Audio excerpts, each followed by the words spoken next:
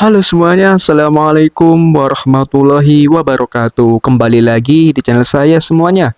Seperti biasa, saya akan menyajikan sebuah konten kajian spesial untuk Anda. Seperti apakah ceramahnya? Mari kita simak bersama-sama. Ketika muncul setengah hati dalam rumah tangga karena terjadi kesalahan.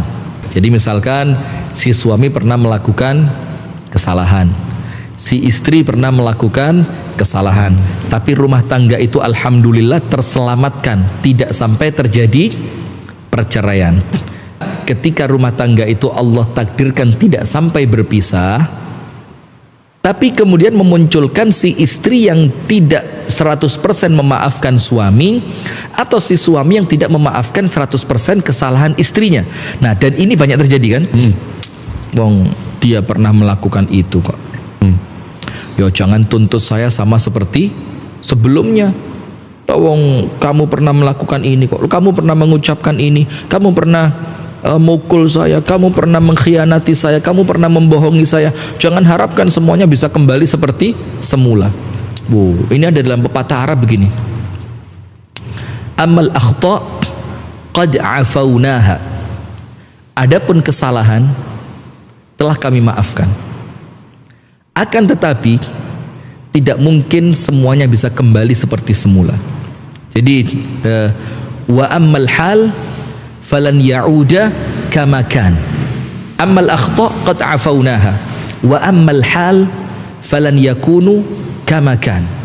Jadi kalau kesalahan sudah saya maafkan, tapi kalau keadaan jangan menuntut seperti dulu.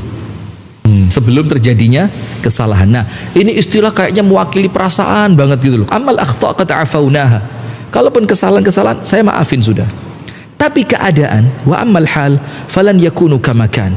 Maka falan yakun kama kan. Fala yakunu kama kan. Maka dia tidak akan kembali seperti semula sebelum kamu melakukan kesalahan, sebelum kamu mengkhianati saya, sebelum kamu nikah lagi, sebelum kamu pergi pulang meninggalkanku ke rumah orang tua tanpa izin. Nah, maka ini kesannya koyok keren banget emang. Tapi itu kurang islami. Kenapa dikatakan kurang islami? Ayatnya mengatakan faman afa wa aslaha fa ajruhu 'ala Allah. Barang siapa yang memaafkan kemudian dia memperbaiki keadaan, apa yang terjadi? Maka ganjarannya langsung Allah yang akan menanggungnya. Nah, maka Syekh Muhammad bin Shalih Al-Utsaimin di dalam tafsir beliau menjelaskan tentang ayat ini. Orang yang cuma memaafkan tapi tidak memperbaiki keadaan, maka Allah tidak menanggung pahalanya. Dia hanya sekedar mendapatkan pahala memaafkan. Karena dia cuma memaafkan. Tapi kata Syekh Utsaimin, fa ajruhu 'ala Allah, orang yang pahalanya ditanggung langsung oleh Allah, dalam artian dijamin sama Allah, dalam artian yang lain bisa jadi masuk surga tanpa hisab mungkin. Itu siapa? Faman afa, memaafkan, wa aslaha, memperbaiki keadaan. Apa memperbaiki keadaan itu? Yo, dia mengikhtiarkan bagaimana dia mengkondisikan hati untuk supaya hati ini kembali mengarungi rumah tangga itu dengan totalitas, tidak setengah hati. Artinya begini, kalau masih ada setengah hati ketika kesalahan sudah terjadi dan diucapkan maaf, iya aku maafkan, tapi kok masih setengah hati, itu artinya belum memaafkan. Iya benar juga ya Ustaz ya. Artinya apa? Belum memaafkan. Nah, maka sekarang begini, apa sikap kita? Kalau rumah tangga yang sebelumnya terjadi kesalahan, kemudian terjadi saling memaafkan antara pasangan untuk supaya rumah tangga itu kembali totalitas, tidak setengah hati. Nah, ini sekarang setelah terjadinya apa? Kesalahan. Nomor 1, belajar dari kesalahan. Dia bisa salah, tidak menutup kemungkinan kita pun bisa salah. Apa yang menyebabkan dia bersalah seperti itu? Apa yang menyebabkan dia melakukan kekhilafan seperti itu mulai sekarang dihindari. Maka ayatnya la taqrabuz zina. Bukan jangan berzina, tapi jangan mendekati. Apa artinya? Wasilah yang akan mengantarkan kita pada perzinaan. Ini kalau contohnya zina. Na'udzubillah min syarri dzalik. Kalau contohnya zina, berarti wasilah menuju itu yang dihindari. Nah, maka nomor satu, ambil pelajaran dari kesalahan yang telah terjadi. Poin kedua, bersungguh-sungguh di dalam memaafkan. Bukan karena dia suamiku, bukan karena dia istriku, tapi karena Allah. Kalau Anda memaafkan karena dia suamiku, kalau Anda memaafkan karena dia ibu dari anak-anakku, boleh jadi Anda akan kecewa. Ketika orang yang Anda maafkan ternyata mengulangi kesalahan, seperti kasus yang sekarang muncul. Dulu kena narkoba, oh maafin saya, istrinya disuruh nerima lagi. Sekarang kena narkoba lagi.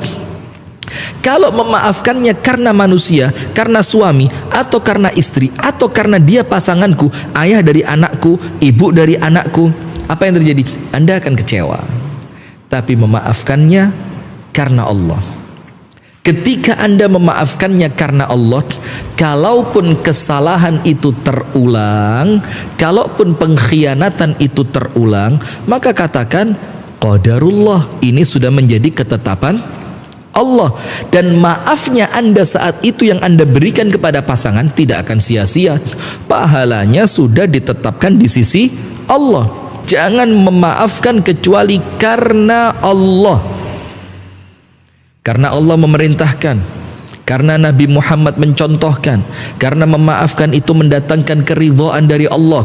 Orang yang memaafkan akan diampuni dosanya oleh Allah. Orang yang memaafkan Allah akan berikan ganjaran besar kepadanya, al jaza min jinsil amal, balasan sesuai dengan amalan, bukan karena suami, bukan karena istri. Poin ketiga, setelah terjadinya kesalahan, agar rumah tangga itu tidak setengah hati. Poin ketiga, senantiasa minta tolong kepada Allah. Nah ini loh yang banyak ditinggalkan sekarang. Iya benar. Contoh begini, ada orang dari kalangan tabi'in, seorang ulama besar dari kalangan tabi'in. Dia itu sakit parah. Karena dia orang kaya, dia panggil dokter-dokter sebanyak-banyaknya. Bahkan bukan satu, tim dokter. Satu berganti, dua berganti, tiga berganti orang, berganti tempat, berganti waktu, tidak kunjung sembuh. Dia coba obat, berbagai macam resep obat sudah dia coba dan tidak juga kunjung sembuh. Sampai dokter mengatakan kamu tidak lain kecuali menunggu kematian. Allah. Tak lama setelah itu sahabat-sahabatnya dikejutkan. Ternyata orang yang oleh dokter diputuskan kamu tidak lain kecuali menunggu kematian, ternyata sehat walafiat, kembali sehat. Teman-temannya tanya, ma ghayyara haluk, apa yang merubah keadaanmu dari yang sebelumnya sakit ternyata sekarang tiba-tiba apa? Sehat. Yang dokter sebelumnya sudah putus asa, obat sudah diminum dan tidak memberikan dampak positif. Jawabannya satu, ma ghayyara haluk, apa yang merubah keadaanmu? Dia jawab ad-du'a, doa. Nah, maka rumah tangga yang sudah sempat terjadi kesalahan, jangan pernah putus dari doa. Karena tidak ada yang mampu merubah kecuali Allah. Tidak ada yang mampu menguatkan kecuali Allah. Tidak ada yang bisa memberikan pertolongan kecuali Allah. Tidak ada yang bisa menjaga hati pasangan kita kecuali Allah. Maka kuatkan di dalam doa. Jadi setelah terjadinya pengkhianatan, setelah terjadinya kesalahan yang nampaknya rumah tangga ini kok setengah hati, padahal saya sudah berusaha memaafkan, maka lakukan 3 hal. Nomor 1, jangan memaafkan kecuali karena Allah. Nomor 2, belajar dari kesalahan, jauhi sebab-sebabnya. Nomor 3, banyak berdoa meminta pertolongan kepada Allah agar kesetengah hatian ini Allah ganti menjadi totalitas kembali. Nah, coba apa yang lain? Top Ustaz. Tuh mungkin sambil menambah faktor ini ya. Iya.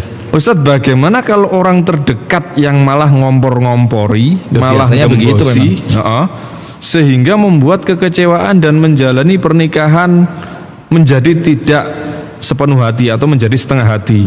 Karena yang gembosi ini lebih banyak daripada yang nyemangati. Nah, kalau orang jauh nggak bisa gembosi dong. Ya bener ya. Lah memang ngempesin bannya orang. Ya karena dia deket. Coba bannya di Jakarta, orangnya di Malang. Astagfirullahaladzim. Kirim lewat sinyal-sinyal optik. Nah maka sekarang begini, kepingin melanjutkan rumah tangga, kepingin totalitas dalam rumah tangga, ingin kembali fokus dalam keadaan sebelumnya setengah hati. Nanti ada poin keempat terakhir. Tapi ternyata digembosi. Justru yang gembosi siapa? Orang-orang terdekat. Di sini berulang kali kami sampaikan, dan semoga menjadi pelajaran buat kami dan buat pemirsa sekalian, pemirsa Madani TV dimanapun Anda berada. Pentingnya memilih teman. Orang dekat kalau tidak konstruktif berarti destruktif. Kalau tidak membangun berarti menghancurkan. Kalau tidak menguatkan berarti melemahkan. Kalau tidak mendukung berarti kayak latihan bahasa Indonesia kita. Kalau tidak mendukung berarti tidak mendukung. Memusuhi dong. Memusuhi ya. Antum kurang keren bahasa Indonesianya. Baik, kita lanjutkan. Nah, maka disitulah pentingnya memilih circle pertemanan. Siapa yang jadi teman kita, siapa yang kita dengarkan, siapa yang cukup kita kenal, siapa yang cukup say hello, siapa yang cukup sekedar disapa lewat WhatsApp, siapa yang cukup sekedar datengin ke rumahnya sebulan sekali, dan siapa yang dijadikan teman sejati. Maka Nabi SAW mengingatkan di dalam hadis, la tusahib illa mu'mina. Janganlah engkau jadikan teman akrabmu kecuali mereka yang beriman. Karena orang Islam itu ada dua, orang Muslim yang mukmin dan orang Muslim yang fasik. Di sini Rasul memerintahkan kita untuk berteman bukan sekedar orang Muslim, tapi apa? Muslim yang mukmin. Kenapa? Karena ketika Muslim yang mukmin itulah yang menjadi teman akrab kita, maka tentu orang beriman itu tidak keluar dari lisannya kecuali kebaikan. Allah. Tidak keluar dari ucapannya kecuali nasihat. Tidak keluar dari lisannya kecuali doa-doa untuk menyokong rumah tangga temannya. Nah maka sekarang begini, kalau kepingin rumah tangga saya baik Ustadz, tapi justru orang-orang deket yang gembosi, itu kan faktor eksternal namanya. Nah berarti kalau itu faktor eksternal, dengan sangat mudah bisa di-cut. Bagaimana? Tinggalkan. Selesai. Tinggalkan. Dan nggak ada pentingnya omongan orang untuk rumah tangga kita kan. Sip. Terus bagaimana ciri teman-teman yang baik yang harus kita pertahankan? Nomor satu, tentu dari segi agama. Dari segi apa? Agama. Karena Rasulullah menjelaskan, jangan engkau jadikan teman akrabmu, dalam bahasa penanya tadi apa? Bestimu, kecuali orang yang beriman. Yang kedua, akhlaknya. Akhlak itu apa? Tutur katanya, sopan santunnya, budi pekertinya, ketika diajak janjian, ketika menyimpan rahasia, ketika kita sedang susah dia ikut susah, ketika senang dia ikut senang, itu akhlaknya. Yang ketiga tentu ketakwaannya. Bagaimana ibadahnya? Jangan berteman dengan orang-orang yang meremehkan sholat, meremehkan menutup aurat, meremehkan berbakti kepada orang tua. Dan yang keempat, perhatikan dari teman Anda apa efek yang muncul ketika dekat dengan dia. Dan ini feel. You know feel? Feel is rasa. Ini rasa. Jadi kalau dekat dengan anda kalau dekat sama dia, Anda ingatnya apa? Ingatnya dunia apa akhirat? Anda kalau dekat sama dia, itu nuansanya nuansa imani atau maksiat? Nah, kalau nuansanya imani, pertahankan dia. Kalau nuansanya maksiat, jauhi dia. Dan yang berikutnya tentu orang-orang yang tidak selalu membenarkan Anda. Itu tadi kan dibilang gitu. Karena kalau omongannya bestie kayak mesti bener gitu loh. Jadi teman itu bukan orang yang senantiasa mengatakan iya kepada Anda, tapi orang yang mengatakan tidak ketika Anda akan melakukan kesalahan. Begitu kira-kira. Baik teman-teman, jadi seperti itulah isi kajian dari Ustadz Fi kali ini. Semoga isi kajian tadi mampu menyentuh hati kita dan merubah kita menjadi pribadi yang jauh lebih baik tentunya. Akhir kata, wassalamualaikum warahmatullahi wabarakatuh.